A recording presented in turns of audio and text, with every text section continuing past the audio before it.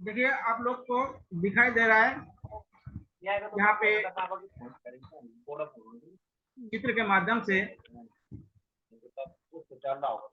देखिए ये जो केरल है, केरल में क्या है, 1 जून को पहुंच रहा है। ये 15, ये देखिए अक्टूबर में क्या हो रहा है, आपके तमिलनाडु वाले तट में यहाँ पे बारिश हो रही है। यहाँ पे देखिएगा ये वाले मानसून से क्या हो रहा है, यहाँ पे पहुंच रहा है।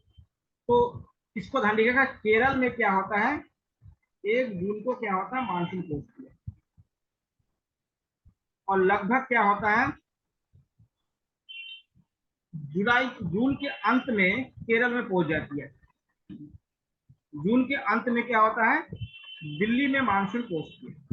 यहाँ पे देखिए क्या है, निम्न दाब के क्षेत्र बनते हैं। तो देखिए यहाँ से जाने वाले, और इधर है अरब सागर से जाने वाले, इधर अरब सागर जाने वाले मानसून है, और ये क्या है, बंगाल की खाड़ी से जाने वाले मानसून।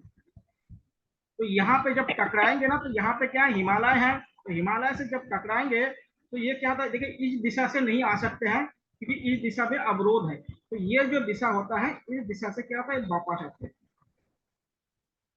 और देखिए जो ये मानसून जाती है ना, उसको 1 जून से यह शुरू हो जाती है। अब जो आती है तो इसको क्या है, इसको लौटती हुई मानसून कहती है। लौटती हुई मानसून कहा जाता है, या इसे दक्षिण दक्षिण उत्तर पूर्व, इसे उत्तर पूर्व मानसून भी कहा जाता है। कौन सा मानसून कहते हैं, उत्तर पूर्व। और ये जो मानसून है, इसको क्या कहते हैं, पश्चिम उत्तर मानसून कहा जाता है, या उत्तर पश्चिम मानसून कहा जाता है। पश्चिम से शुरू होता है और उत्तर की तरफ जाता है, और जब लौटती है तो क्या है, उत्तर पूर्व मानसून इसको कहा जाता है। इससे क्या होता है, ये तमिलनाडु का ये जो तट है, यहाँ पे बारिश होता है, और इससे क्या होता है, पूरे भारत में बारिश होता है। 2 शाखा है, इधर अरब सागर है, ये अरब सागर वाला शाखा है, और ये वाला जो है, इसको बंगाल का शाखा है, बंगाल की खाड़ी वाली शाखा। और यहाँ पे क्या है, मेघालय है। मेघालय में क्या होगा, जो मासिन राम जगह है, यहाँ पे सर्वाधिक बारिश होती है। क्या होती है, सर्वाधिक बारिश होती है। ध्यान दीजिए, देखिए यहाँ पे ये पश्चिमी घाट है, आपको मालूम है पश्चिमी घाट में, आपको पर्वत वगैरह पता था। देखिए पश्चिमी घाट में क्या होता है, इस पश्चिमी घाट के पश्चिम भाग में तो बहुत ज्यादा बारिश हो जाती है, लेकिन पश्चिमी घाट के जो ये पूर्व भाग है ना, यहाँ पे बारिश बहुत कम होता है। तो जहाँ पे बारिश बहुत कम होता है ना, ऐसे क्षेत्रों को वृष्टि छाया क्षेत्र कहते हैं। क्या कहते हैं, वृष्टि छाया क्षेत्र कहा जाता है। बहुत इंपॉर्टेंट है, वृष्टि छाया क्षेत्र, या इसको इंग्लिश में कहते हैं रैन शेडो एरिया कहा जाता है। इंग्लिश में क्या कहता है, रैन शेडो एरिया, या वृष्टि छाया प्रदेश कहते हैं। ये पहाड़ों में अधिकतर होते हैं। देखिए यहाँ पे भी पहाड़ है ना, यहाँ पे इसलिए होता है। उत्तराखंड में तो जो आपको बताना, जो हमारा ग्रेटर हिमालय है, या कह सकते हैं जो ट्रांस हिमालय है, वहां पे भी बारिश नहीं होती है, तो वो भी क्या है, वृष्टि छाया क्षेत्र के अंतर्गत आती है। तो वृष्टि छाया क्षेत्र ऐसा क्षेत्र होता है जहां मानसून नहीं पहुंच पाता है, पहुंचती भी है तो बहुत कम मात्रा में पहुंचती है, बारिश बहुत कम होती है। लेकिन उसके विपरीत जो भाग होता है वहां पे मानसून पहुंचती है और वहां पे क्या है, बहुत ज्यादा बारिश होती है। तो हमारे पश्चिमी घाट हो गया या हिमालय हो गया, इसमें क्या बहुत जगह वृष्टि सहायक क्षेत्र पाया जाता है। और तमिलनाडु में क्या होता है, शीतकालीन वर्षा होता है, लोटतीय मानसून से वर्षा होता है। ये बहुत बार क्वेश्चन पूछा गया है, तो ध्यान दो। और उत्तराखंड में जो बारिश होता है वो बंगाल की खाड़ी से पहुंचने वाली जो मानसून होती है, इससे उत्तराखंड में बारिश होता है। तो उत्तराखंड क्या है, पूर्वी भाग में स्थित है। इस भाग में, पूर्वी भाग में स्थित होने का ऐसा इतना समझ लीजिएगा। इन सारे पॉइंट को क्या है, याद रखिएगा। अब है भारत में ऋतु। ऋतु मतलब अलग अलग ऋतु होता है, ठंडे का मौसम होता है, गर्मी का मौसम होता है, पीछे हटता हुआ मानसून होता है, ये सारे मौसम। ठीक है, इससे बहुत ही कम क्वेश्चन पूछता है, फिर भी क्या है आपके सिलेबस में है, तो हम उसके बारे में थोड़ा सा चर्चा करेंगे। इसमें से क्वेश्चन बहुत कम पूछते हैं, फिर भी हम चर्चा करेंगे। देखिए, शीत ऋतु या जिसको विंटर सीजन कहते हैं आप लोग या हम लोग, तो ये क्या होता है, भारत में क्या है, नवंबर महीने से शुरू होता है। भारत में क्या है, नवंबर महीने से क्या है शुरू होता है शीत ऋतु, और कहाँ तक रहता है, फरवरी तक रहती है। कहाँ तक रहती है, फरवरी। इसमें दिसंबर और जनवरी क्या है, उत्तर भारत में क्या सबसे अधिक ठंडी के महीने होते हैं। कौन सा, दिसंबर या जनवरी के महीने। सर्दियों के मौसम में दक्षिण से उत्तर की ओर तापमान में क्या है, गिरावट होता है। यानी दक्षिण में क्या होता है, तापमान ज्यादा होता है, उत्तर में क्या होता है, तापमान कम होता है। उसके बाद क्या होता है, दिन रात में क्या होता है, दिन में गर्म होता है, रात को ठंडा होता है। ये ध्यान रखिए, दिन में गर्म, रात को ठंडा। उत्तर भारत में क्या पाला गिरने लगता है, पाला जो कोहरा वगैरह होता है वो। हिमालय के ऊंचाई पे क्या बर्फबारी होती है। जैसे ग्रेटर हिमालय बताया था आपको, एक आइस लाइन बताया था, उसमें बारिश बर्फ क्या होता है, आइस लाइन के दक्षिण में भी बर्फबारी होना शुरू हो जाता है। आइस लाइन के क्या, देखिए नॉर्मली बर्फबारी जो होता है वो आइस लाइन के क्या उत्तर में होती है, लेकिन क्या होता है ठंडे के मौसम में आइस लाइन के दक्षिण में भी क्या है बारिश होना शुरू हो जाता है, बारिश करे सॉरी, बर्फ गिरना शुरू हो जाता है। समुद्र के माध्यम प्रभाव और मध्यम प्रभाव और भूमध्य रेखा से निकटते कारण के भारत के प्रायद्वीपीय क्षेत्र में भी कोई भी अच्छी तरह का परिभाषित ठंड का मौसम नहीं होता। देखिए, अब भारत के जो ये प्रायद्वीपीय भाग है, इसमें क्या होता है, ठंडा का मौसम नहीं होता है। इसका कारण क्या है, यहाँ जल है, यहाँ जल है, यहाँ जल है। तो ये क्या है, देर से गर्म होता है, देर से ठंडा होता है, इसलिए क्या होता है, यहाँ पर जो उत्तर भारत से जो ठंडी हवाएं आती है वो यहाँ तक नहीं पहुंचती। इसलिए दक्षिण भारत में क्या होता है, शीत ऋतु सामान्यता होती है, बहुत तेज शीत ऋतु नहीं होती है ठंडी में। लेकिन जो उत्तर भारत है उसमें क्या है, ठंडे का मौसम में ठंडे बहुत ज्यादा होता है। ये कह रहा है कि मौसम बदला होता है। सर्दियों के मौसम में देश भर में उत्तर पूर्व व्यापारिक हवाएं चलती है। उत्तर पूर्व क्या व्यापारिक हवाएं चलती है, यानी उत्तर पूर्व की तरफ हवा, जिसको पूर्वैया कहा जाता है। जमीन से क्या होता है, देखिए इसमें जो हवा क्या होता है, जमीन से समुद्र की तरफ चलने लगती है। जब जमीन से नहीं, स्थल से समुद्र की तरफ जाएगा ना, तो उसमें नमी नहीं होगा। नमी क्या होगा, नहीं होगा। इसलिए देखिए ठंडक में जो हवा चलती है उसमें क्या है, होठ वगैरह फट जाता है, हाथ पैर फटने लगता है, इसलिए तो लोशन वगैरह लोग लगाते हैं। और लेकिन इस मौसम में क्या है, तमिलनाडु के जो तट है ना वहां पे बारिश होती है। इसलिए देखो ना कि ठंडे के मौसम में कहाँ बारिश होती है, तमिलनाडु के तट।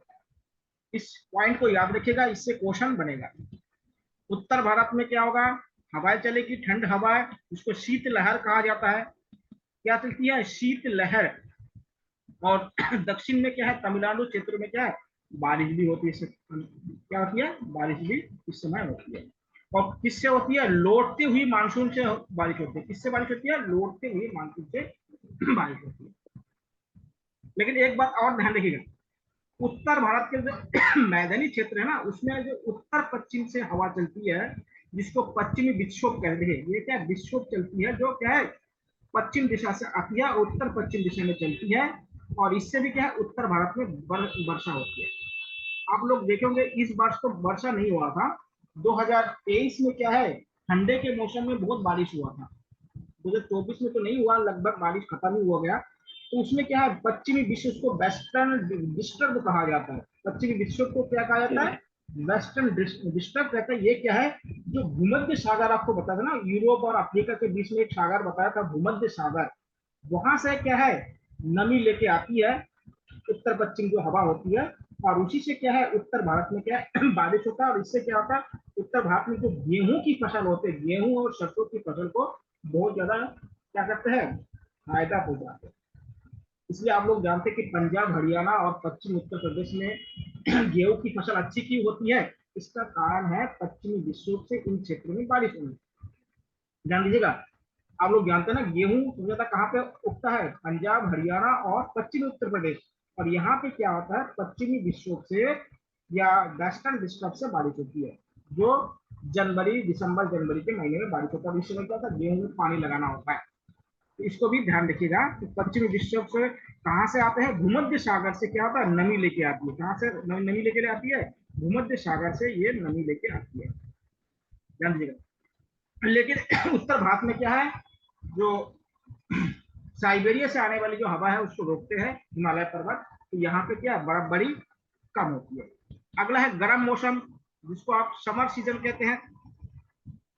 समर सीजन में क्या जो सूर्य होता है वो मार्च में क्या कर्क रेखा पे आ जाता है, आपको पता है 21 मार्च को, और इससे क्या होता है उत्तर भारत में क्या तापमान बढ़ने लगती है, तापमान में क्या होती है वृद्धि होती है, गर्म होगा तो होगा। तो मई अप्रैल मई जून, ये देखिए ये जो 3 महीना है ना अप्रैल मई जून, ये गर्मी का मौसम कहलाता है। इसमें क्या गर्मी बहुत ज्यादा होता है, लगभग 38 डिग्री सेल्सियस के औसत गर्मी इसको देखा गया। और जो दिल्ली वगैरह क्षेत्र में क्या 45 डिग्री से भी क्या ज्यादा होता है। अभी देखिए जो दिल्ली है 15 साल बाद क्या है 42 डिग्री से लगातार 30 नहीं दिन तक नहीं, डिग्री अरे ये सेल्सियस था ना, वो नोट्स से पढ़ा रहे थे, पंद्रह मैंने साल तब का बंद कर रिकॉर्ड दिया। टूट हो रहा है। और यद्यपि भारत में क्या है महासागरों के मध्यम प्रभाव के कारण क्या होता है तापमान क्या होता है तुलना कम है। देखिए दक्षिण भारत में समुद्र का प्रभाव है, इसलिए वहां का मौसम सम होता है, सम मतलब ज्यादा गर्म भी नहीं होता ज्यादा ठंडा नहीं। कौन सी क्लास? यहाँ पे क्या 20 डिग्री से लेकर 32 डिग्री तक क्या तापमान रहती है। ये पश्चिमी घाट की पहाड़ियों में तापमान क्या होता है 25 डिग्री सिलेबस तक। दे रखा उसमें आपको, तापमान में वृद्धि कारण क्या मतलब उत्तर वो अंतर ट्वेल्थ सही लेवल की उसमें कटिबंधीय क्षेत्र या IPCZ क्या नहीं, उत्तर की ओर बढ़ता जाता है, उत्तर की ग्रेजुएशन तरफ बढ़ता जाता है। और वो और होता है, क्या होता है रेगिस्तान से ब्रॉड लेके होता है, पूर्वी तक क्या होता है, मतलब टाइम कम ये है तो क्या वो होता है जल्दी इसमें से फैल जाता है। और ड्रॉप इसी क्षेत्र में क्या होता है यहाँ पे लू चलने लगती है। है, तो वही टॉपिक होते हैं पर फिर ज्यादा आप हो जानते हैं जाते हैं ना ना। अप्रैल मई जून के महीने में क्या है उत्तर मेन भारत मेन में टॉपिक लू पढ़ा रहे चलती है, उत्तर या पश्चिमी भारत में लू मतलब गर्म हो। हवाओं को लू कहा जाता है। इन क्षेत्रों में उत्तर भारत में क्या है गर्म हवाओं को क्या कहा जाता है लू कहा जाता है। तो इन क्षेत्रों में क्या चलने लगता है लू चलने लगती है, ध्यान दीजिएगा। तो लू कब चलते हैं अप्रैल मई जून के महीने में यहाँ पे लू चलते हैं। और आप लोग अगर इस समय रोड पे गए होंगे तो देखिएगा रोड भी क्या है आजकल चमकता रहता है। इसमें क्या है मिराज वाला कॉन्सेप्ट उत्पन्न हो रहा है, लगता है कि दूर से दिखता है कि रोड के ऊपर पानी भरा हुआ है। तो देखिए यहाँ पे गर्मी होता है क्या चलते लगता है लू चलने लगती है, और लू में आके बहुत सारे लोग क्या मर भी जाते हैं, आप लोग सुने होंगे। तो लू क्या होता है यहाँ पे चलने लगता है, क्यों चलने लगता है कि इसका मेन कारण क्या है क्योंकि यहाँ पे गर्मी बढ़ने लगती है, क्योंकि मार्च के बाद क्या होता है तो हमारे सूर्य है वो कर्क रेखा के उत्तर की ओर बढ़ने लगती है, तो इसलिए होता है। लेकिन क्या है जो तटवर्ती क्षेत्र है पश्चिम बंगाल हो गया उड़ीसा हो गया, यहाँ पे क्या है यहाँ पे इसको पूर्व मानसून कहा जाता है, मानसून आने से पहले की बारिश को पूर्व मानसून कहा जाता है, ध्यान। तो यहाँ पे पूर्व मानसून से क्या होता है बारिश होता है, ध्यान दीजिएगा।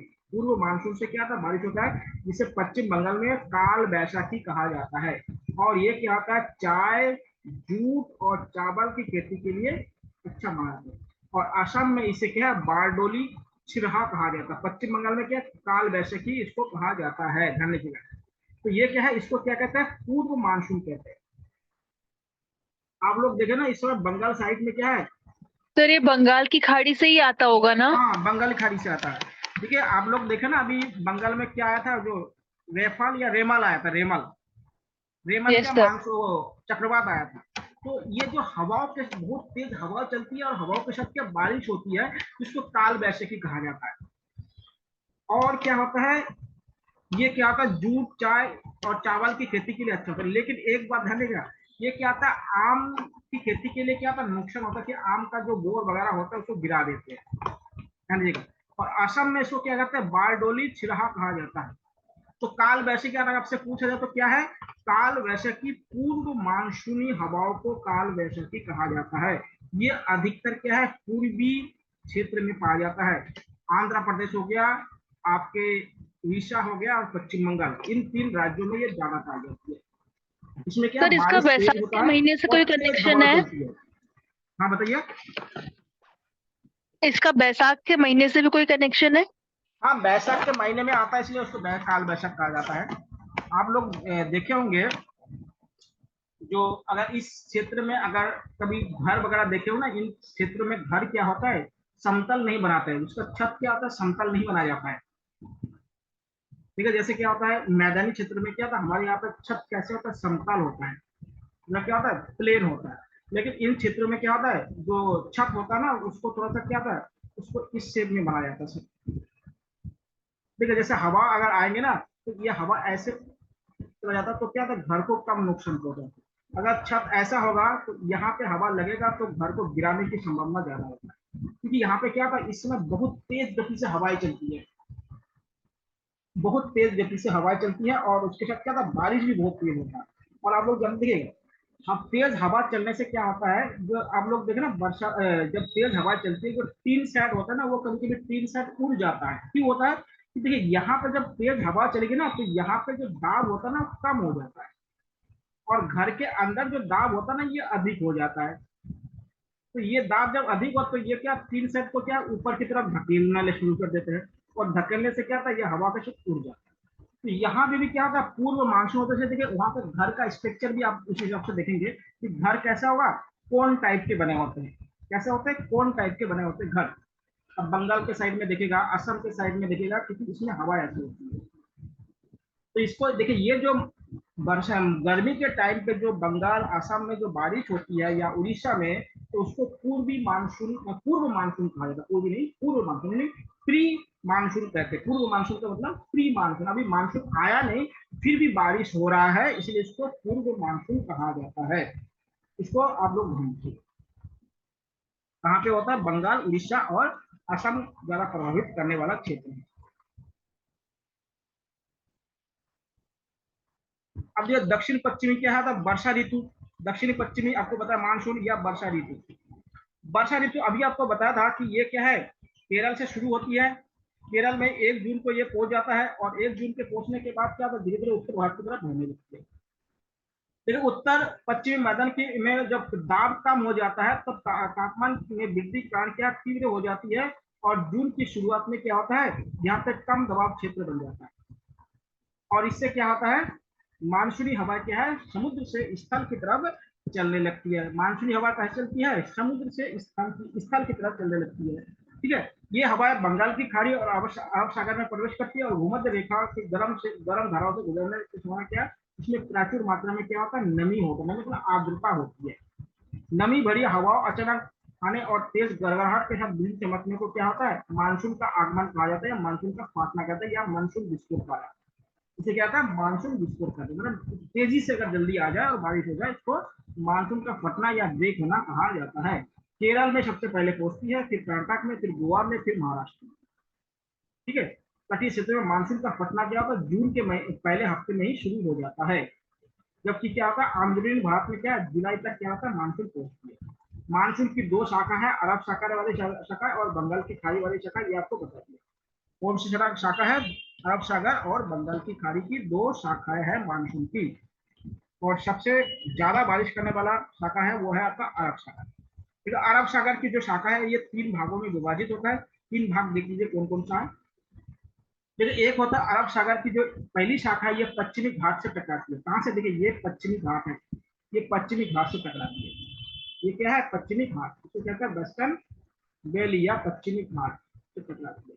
और टकरा के इधर बारिश करता है, इधर बारिश नहीं करती, तो इसलिए क्या कहता है, इसको वृष्टि छाया क्षेत्र कहा जाता है। छाया क्षेत्र कहा जाता है। उसके बाद क्या होता है, ये पहुंचती है। दूसरी बात है कि अरब सागर की दूसरी शाखा होती है, ये मुंबई से प्रवेश करती है। मुंबई मतलब यहाँ से प्रवेश करती है, ये मुंबई से प्रवेश। पहले क्या है, पश्चिमी घाट, याद रखिए पहला शाखा कौन सा है, पश्चिमी घाट है, और दूसरा है मुंबई। और ये क्या था, ये मध्य भारत में पहुंचती है छोटा नागपुर से ये पठार। जो तीसरी शाखा है वो सौराष्ट्र से प्रवेश करती है। कहाँ से? सौराष्ट्र। क्योंकि सौराष्ट्र कहाँ है? यहाँ है। ये वाला जो क्षेत्र है इसको सौराष्ट्र कहते हैं। ये कौन सा है? सौराष्ट्र। गुजरात के इस तट को क्या कहते हैं? सौराष्ट्र। और ये क्या है? मुंबई। तो तीन शाखा हो गया। एक शाखा है पश्चिमी घाट, दूसरा हो गया मुंबई वाला शाखा, और तीसरा हो गया अपने सौराष्ट्र। ये तीन शाखा है। पढ़ लीजिएगा आप लोग। अरब शाखा, अरब सागर शाखा की कितनी शाखाएं हैं? तीन शाखा है। एक है पश्चिमी घाट है, दूसरा है मुंबई है, और तीसरा है मुंबई। इसमें देखिए मुंबई में क्या होता है, बहुत ज्यादा बारिश होती है। अभी बारिश शुरू हुआ, मुंबई में बारिश बहुत ज्यादा होने वाला है, क्योंकि यही से मानसून क्या था, प्रवेश करती है। जहां से मानसून प्रवेश करेगी वहां पे बारिश ज्यादा, क्योंकि जहां पे पहले पहुंचेगी वहां पे ज्यादा बारिश करेगी, क्योंकि उसमें नमी है ना, इसलिए बारिश ज्यादा पहुंचती है। जैसे जैसे आगे बढ़ती है तो उन हिसाब से क्या होता है, मानसून में क्या नमी की कमी हो जाता है और बारिश कम हो जाती है। ठीक है, जैसे जैसे मैदान की तरफ आगे बढ़ेगा तो ये क्या था, इसमें नमी कम हो जाएगा और इसमें क्या होगा, बारिश की मात्रा भी क्या होगा, कम होगा। बारिश की मात्रा भी। अब देखो बंगाल की खाड़ी की शाखा, बंगाल की खाड़ी की शाखा हम लोग देखते हैं। बंगाल की खाड़ी में कौन कौन शाखा है? बंगाल की खाड़ी की जो शाखा है, पहला शाखा है आपका म्यांमार के तट से और दक्षिण पूर्वी बांग्लादेश से शुरू होती है ये शाखा। और ये क्या, अराकान पर्वत आपको बताया था, अराकान पहाड़ी में क्या होता है, ये बहुत ज्यादा बारिश होती है। और इससे पश्चिम बंगाल और बांग्लादेश में क्या होता है, बारिश होती है। ये मानसून की यहाँ शाखा दो भागों में विभाजित हो जाती है। एक शाखा को गंगा के मैदान में पहुंचती है, और एक शाखा क्या होता है पश्चिमी पहुंचते हैं, और एक पंजाब के मैदान तक पहुंचती है। जो गंगा के शाखा है इसके पश्चिम भाग में पहुंचती है, और कहाँ पहुंचती है, पंजाब के मैदान तक पहुंचती है। दूसरी शाखा उत्तर पूर्व में ब्रह्मपुत्र घाटी के पहुंचती है। ये आपका बंगाल वाला क्षेत्र है। एक शाखा यहाँ पे पंजाब तक पहुंच जाती है, और एक शाखा क्या होता है, यहाँ पे ब्रह्मपुत्र घाटी पे पहुंचती है। ब्रह्मपुत्र घाटी में पहुंचती है। और ये जो शाखा है ना, इसी शाखा में ही क्या है, मेघालय में पहुंचती है। कहाँ पे? माशिन राम। माशिन राम में पहुंचती है ये वाली शाखा, जो आपके कहाँ पहुंचती है, जो आपका ब्रह्मपुत्र घाटी में जो पहुंचती है। तो ब्रह्मपुत्र घाटी है उसी में। देखिए यहाँ पे बोल रहे, इसमें देखिए खासी पहाड़ी के दक्षिण पश्चिम सीमा में जो माशिन राम वाला क्षेत्र है, यहाँ पे दुनिया का सबसे अधिक बारिश होती है। गंगा के मैदान में से बारिश पूर्व और पश्चिम क्या होता है, कम। नहीं, पूर्व में ज्यादा बारिश होता है, पश्चिम में कम होता है। आप उत्तराखंड में ही देख लीजिएगा। आप लोग बता सकते हैं कि उत्तराखंड में सबसे ज्यादा बारिश किस क्षेत्र में होता है, कौन सी जगह पे होता है? आप लोग उत्तराखंड से भी एक सवाल आप लोगों से पूछ लेता हूँ, उत्तराखंड में रहते हैं।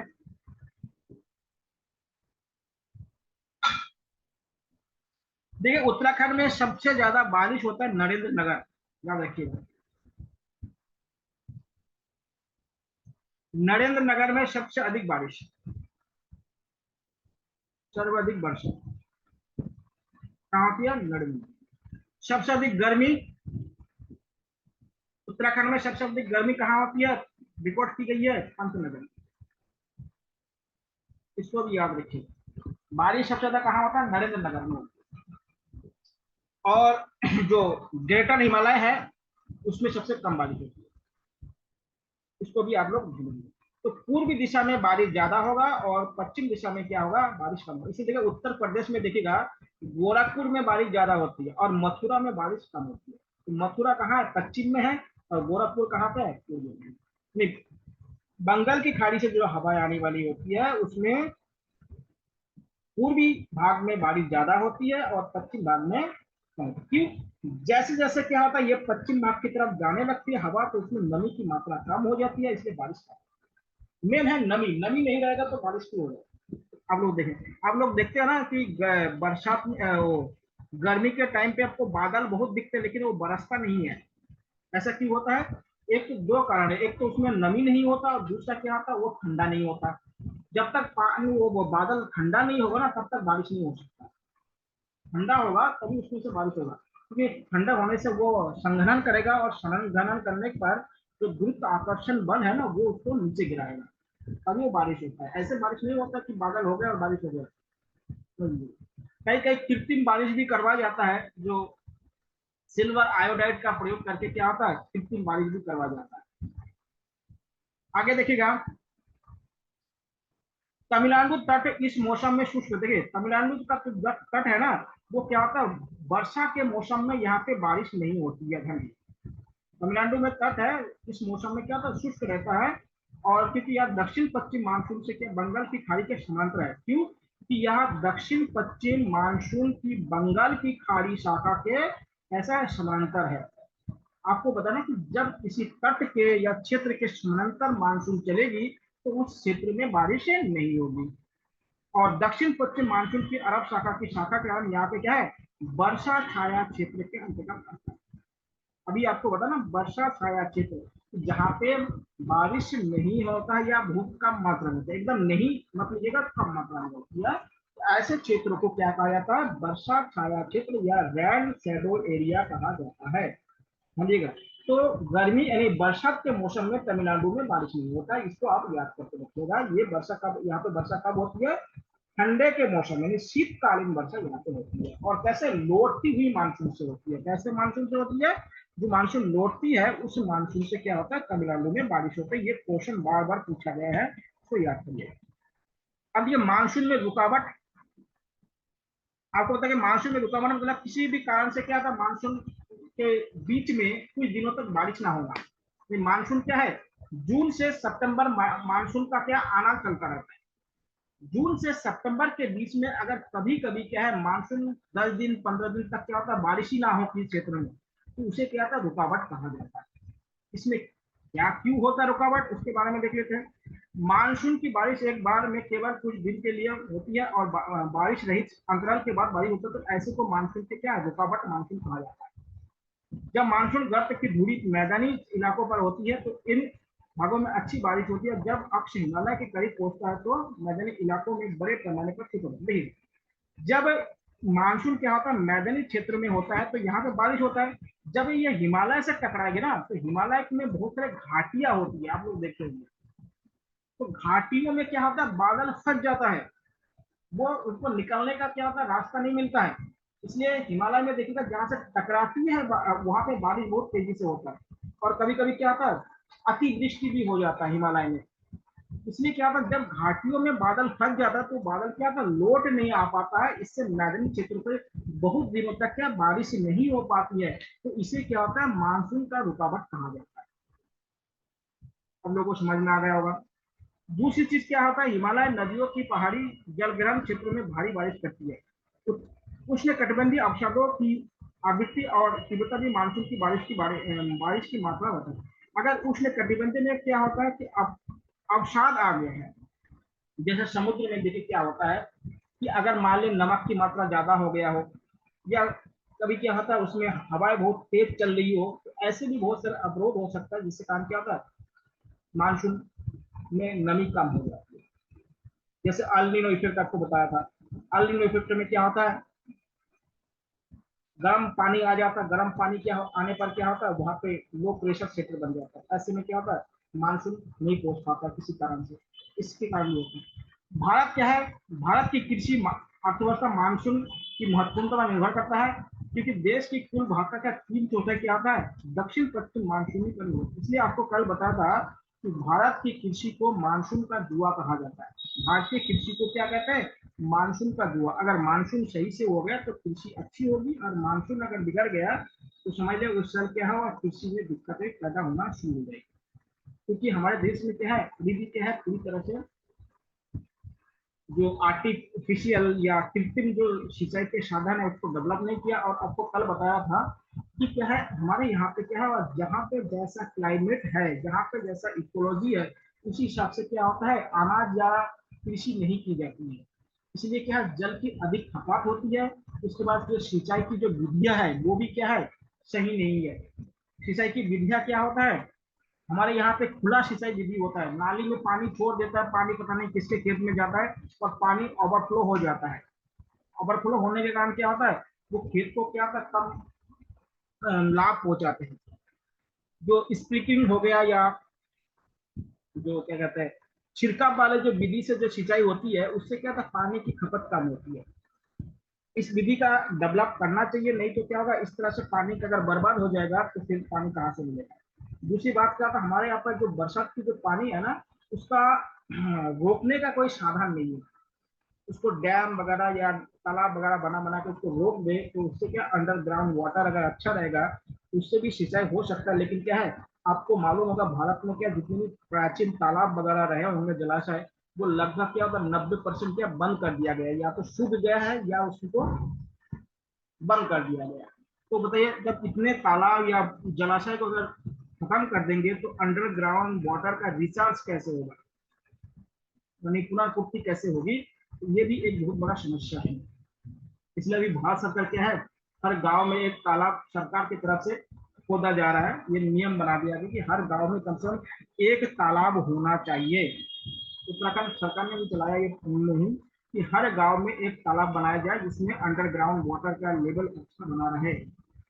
और एक तो अंडरग्राउंड वाटर भी अच्छा रहे, और कम से कम जो आसपास के जो पशु पक्षी है, जो पशु पक्षी है, उनको भी क्या है, पानी का मिले। जो क्या होता है, जो घर का है उसका तो घर के लोग उसको खिलाते पिलाते हैं, लेकिन जो क्या है, खुले में घूमने वाला पशु पक्षी है, उनको पानी कहाँ से मिलेगा।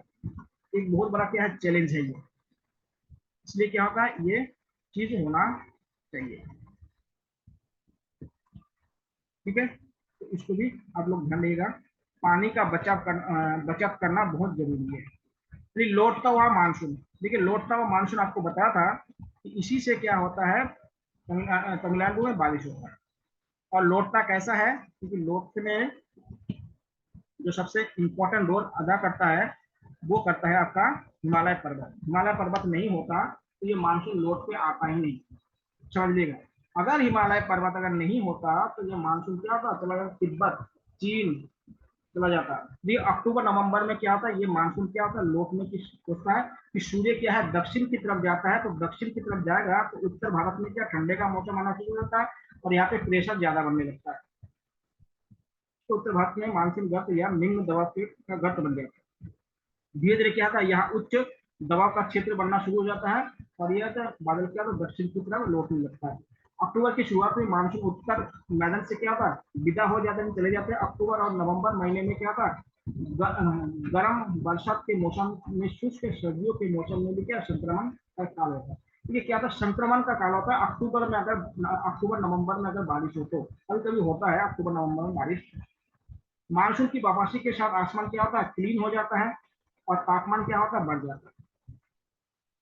आप लोग देखे होंगे जब क्या होगा, अक्टूबर नवंबर के दिनों में क्या था, फिर से गर्मी बढ़ जाता है। क्योंकि देखिए बादल जब रहता है ना, तो बादल जब आसमान में रहता है तो सूर्य किरण क्या डायरेक्ट क्या धरती पर नहीं आ पाता है। इसलिए क्या था, जो धरती का तापमान क्या कम रहता है जब बादल रहते हैं। लेकिन बादल जब खत्म हो जाता है तो सूर्य किरण क्या वैसे भी धरती पर होता है, तो तापमान क्या होता है, बढ़ जाता है। उच्च तापमान और आर्द्रता के कारण क्या होता है, दिन के समय मौसम काफी कष्टकारी हो जाता है। आप लोग देखिएगा अक्टूबर के महीने में गर्मी, सूर्य बहुत तेज होता है दिन के समय, रात को ठंडा हो जाता है। रात को क्या होता है, इसे अक्टूबर की क्या गर्मी के रूप में जाना जाता है। ये कहता है अक्टूबर की गर्मी, अक्टूबर में ये आपको दिखाई जाता है। अक्टूबर के दूसरे पखवाड़े में उत्तर भारत में पारा तेजी से गिरता है और क्या होता है, उत्तर पश्चिम भारत क्या होता है, कम दबाव का क्षेत्र बन जाता है और बंगाल की खाड़ी में क्या होता है, स्तंभित होता है। और यह बदलाव चक्रवाती आपदा आपदा की घटना से जुड़ी है, जो अंडमान महासागर में क्या उत्पन्न होती है। इस समय क्या अंडमान महासागर में क्या चक्रवात की लहरें उत्पन्न होना शुरू हो जाती है, जिसको शीतकालीन चक्रवात कहा जाता है। इसको क्या कहते हैं, शीतकालीन चक्रवात कहा जाता है। तो ये शीतकालीन चक्रवात कहाँ उत्पन्न होता है, अंडमान सागर में, जो बंगाल की खाड़ी में स्थित है। कहाँ पे स्थित है, बंगाल की खाड़ी में ये स्थित है। इसके बाद ये चक्रवात आमतौर पर भारत के पूर्वी तटों को क्या प्रभावित करता है और भारी और व्यापक वर्षा करते हैं। देखिए बोला ना कि पूर्वी तटों पर क्या होता है, वर्षा इस समय होती है। आपको पता कि जो सुनामी अभी आया था ना, वो देखिए वो भी दिसंबर में आई थी। जो वो भारत में 2004 में आपको पता है ना, सुनामी आया था। तो सुनामी भी क्या है, दिसंबर के महीने में आया था। फिर इसी समय क्या होता है, इसी क्षेत्र में क्या होता है, चक्रवात चलती है, जिसको शीतकालीन चक्रवात कहा जाता है। और ये क्या होता है, गोदावरी, कृष्णा और कावेरी नदी की घनी आबादी वाले क्षेत्र में क्या होता है, ये चक्रवात दिखाई देता है। ध्यान देगा, जिससे क्या होता है नुकसान होता है भारी मात्रा में। ये चक्रवात बांग्लादेश, पश्चिम बंगाल और उड़ीसा के तट तक भी पहुंच सकते हैं। कोरोमंडल तट की अधिकांश वर्षा अवसादों और चक्रवातों से होती है। अरब सागर में ऐसी चक्रवाती तूफान कम होता है। अरब सागर में देखिए तूफान कम आता है, बंगाल की खाड़ी में तूफान ज्यादा आता है। ये आपको पहले भी बता चुका था। हाँ जी। भारत के जलवायु आपको बताया कि भारत की जो जलवायु है उष्ण कटिबंधीय मानसून प्रकार की जलवायु है। भारत की जलवायु कैसे है? उष्ण कटिबंधीय मानसून प्रकार की जलवायु है। भारत का बड़ा आकार, इसका अक्षीय विस्तार उत्तर में हिमालय और दक्षिण में हिंद महासागर, अरब सागर और बंगाली खाड़ी प्रांत है। भारतीय उपमहाद्वीप में तापमान और वर्षा के वितरण में क्या है? भिन्नताएं पाई जाती है। इनके कारण एक तो आकार बहुत ज्यादा है, अक्षीय विस्तार हो गया, उत्तर में हिमालय हो गया, दक्षिण में हिंद महासागर, अरब सागर और बंगाल की खाड़ी का क्या होता है? यहाँ पे क्या होता है? भिन्नताएं पाई जाती है मौसम में, तापमान में और दबाव में क्या होता है? यहाँ पे भिन्नताएं पाई जाती है। ध्यान दीजिएगा, यहाँ पे क्या पाई जाती है? भिन्नताएं पाई जाती है। अब आता है ये कोपेनहेगन वाला, ध्यान रखिएगा। इस कोपेनहेगन वाले से एक क्वेश्चन कभी कभी पूछ लेता है। अगर कठिन सवाल पूछेगा तो पूछेगा, लेकिन नॉर्मल सवाल नहीं पूछेगा। लेकिन कोपेन ने क्या है? पूरे दुनिया के जलवायु का क्या वर्गीकरण किया, और इन्होंने भारत के जलवायु को भी क्या वर्गीकृत किया है। पूरे दुनिया के जलवायु को वर्गीकृत करने का काम किसने किया है? कोपेनहेगन। कोपेनहेगन ने पूरे दुनिया के जो जलवायु है ना उसको 12 भागों में बांटा, और भारत के जलवायु को क्या 5 भागों में बांटा। भारत का याद रखिएगा, भारत के जलवायु को क्या है? 5 भागों में उन्होंने बांटा। किसने? कोपेनहेगन। इसमें कौन कौन सा? पहला है उष्ण कटिबंधीय जलवायु, उसको ए से दिखाते हैं, जहां पे औसत तापमान कितना होता है? 18 डिग्री होता है। उसके बाद शुष्क जलवायु, जिसको बी से दिखाया जाता है। ठीक है, इसको क्या है? बी से दिखाया जाता है। तो यहाँ पे क्या होता है? अगर अगर देखिए, अगर यदि शुष्कता कम है तो जलवायु को अर्ध शुष्क कहा जाता है। इसे एस से, अर्ध शुष्क होगा तो उसको क्या है? एस से दिखाते हैं। कभी कभी ये एस बी ए वगैरह पूछ लेते हैं। और जलवायु को अगर क्या होता है, और यदि अधिक होता है, यानी शुष्कता क्या होता है? अधिक होता है, तो उसको डब्ल्यू से दिखाते हैं। गर्म समशीतोष्ण जलवायु को सी से दिखाते हैं, जहाँ सबसे अधिक ठंडे महीने का औसत तापमान 18 डिग्री सेल्सियस होता है। ठंडी समशीतोष्ण को डी से दिखाते हैं, यहाँ सबसे गर्म महीना होता है। यहाँ सबसे क्या होता है? ठंडी समशीतोष्ण जलवायु, और तापमान 10 डिग्री तक होता है।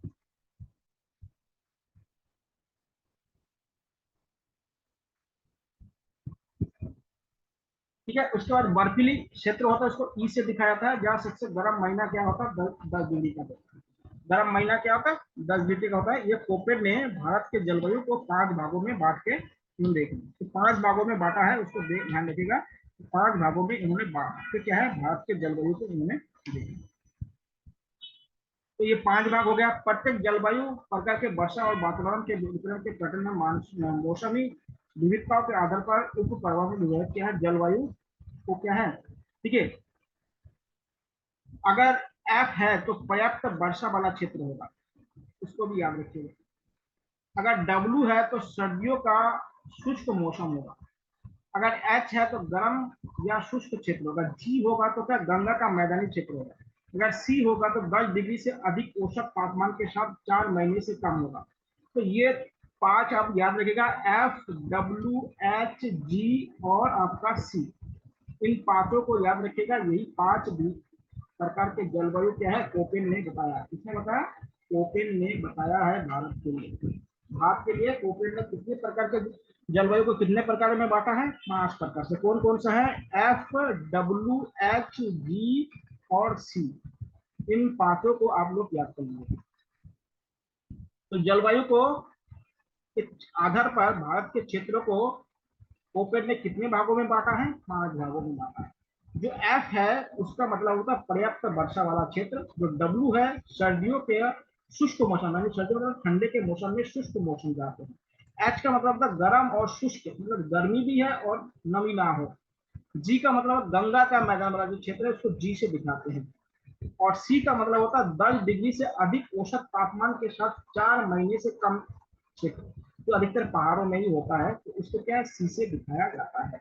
तो इस प्रकार से क्या होता है? भारत के जलवायु वाला चैप्टर खत्म हो जाता है।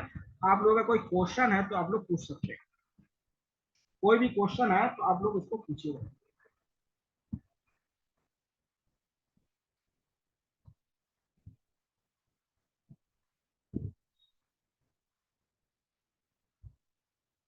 आप लोग को कोई भी क्वेश्चन है आप लोग पूछ सकते हो।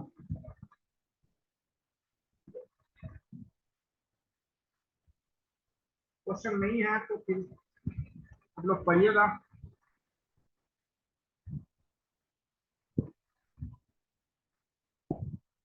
जी सर। चलिए ठीक है, पढ़ लीजिए आप लोग। Thank you sir.